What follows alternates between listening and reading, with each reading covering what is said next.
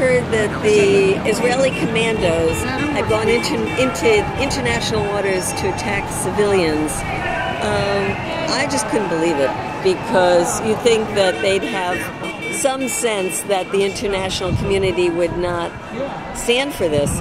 They've gone way too far this time. The international world leaders should have done something when Israel imposed the siege on Gaza, should have done something when they invaded Gaza and killed over 1,400 people. And now they've gone ahead and attacked internationals. It's just too much. And I think this is going to be a turning point in U.S. relations towards Israel. And this is going to be the time when the American people are going to finally say to our administration and our Congress people, enough of unconditional support of Israel. Stop all aid to Israel. Demand that it lift the siege. And we want a policy that respects the lives of human rights around the world and respects international law.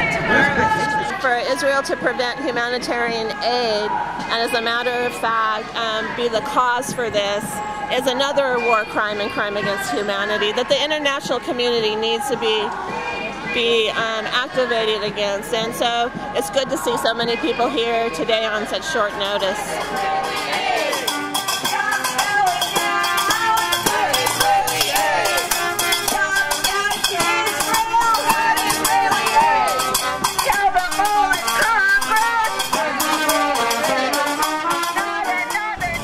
They're blaming the people they attacked for the violence and the attack, even though it was in international waters. And I think what's different is they do that to the Palestinians and get away with it, but they did it to the international community. They're singing the same tune, and I think people are outraged.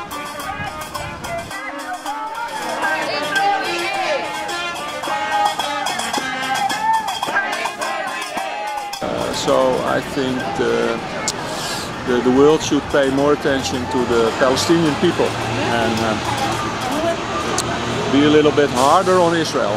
We are too friendly on Israel, I think.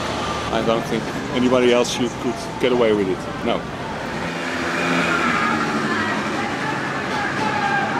We think that this is a shameless provocation, that Flotilla was designed to provoke Israel to some violence in order to collect video that discredits Jews and to promote the anti-Semitic agenda of the Jews.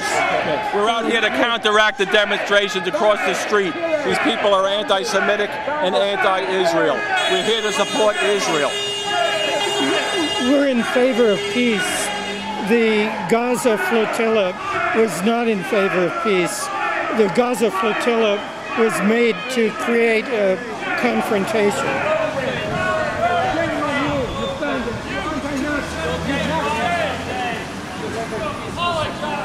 You apologize, you Nazi! You're anti-Semite! Provocation! You should be ashamed! You're scum! You're scum! You're a pile of garbage! Human garbage! Anti-Semitic garbage! You just shut your mouth out, you asshole! Anti-Semitic garbage!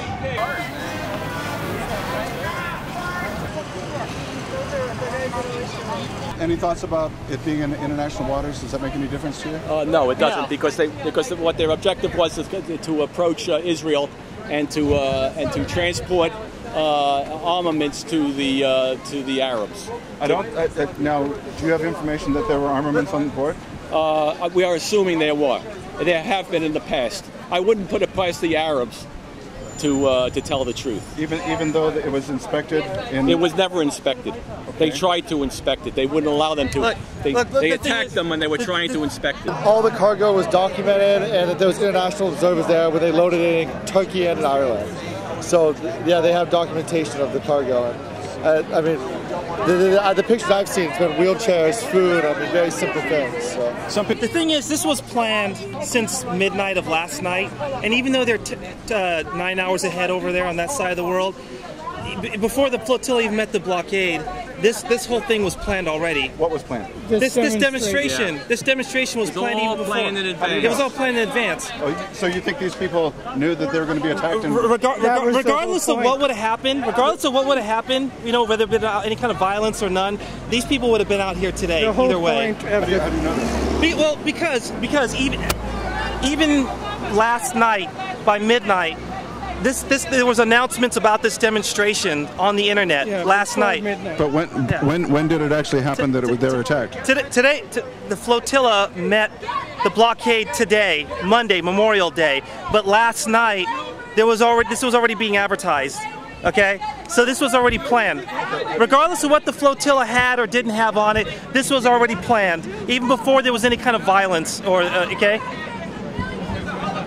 I know that's not true. Last night, after I started getting messages from the boats, I started contacting people, and we were through email, Facebook. We were sending around messages last night, planning on where to meet. And there was even confusion this morning of where to meet because it was so last minute. So I think everyone knew they were going to be arrested, and the people on the boats knew they were going to be arrested, but no one thought that they were going to. I mean, there's no reason to board the boats in international water. They could have killed the engines and towed them to port, but instead they went on with fully armed commandos to attack human rights workers. I mean, it's pretty much par for the course. They attack and arrest human rights workers every day in Israel. I was arrested doing human rights work there when I was working for a law firm, and I was beaten. So I mean, but to kill this many people, it's just unbelievable. I'd love to see the day. I'd love to see the day when you're in one of those tents with the slits in the front of your face. I'd love to see that day. Why? You think people are not oppressed in this country? Here in Detroit, you can go and shoot to death a 7-year-old girl. You can shoot a 7-year-old girl to death with a flash grenade and machine guns. Kill a 7-year-old girl in Detroit and get away with it. It's lies from Al Jazeera. It's lies from Al Jazeera. Well, I mean, it's too sad that, I mean, everybody's fighting, and this kind of fight, it's never going to end. But we should be more to loving people and just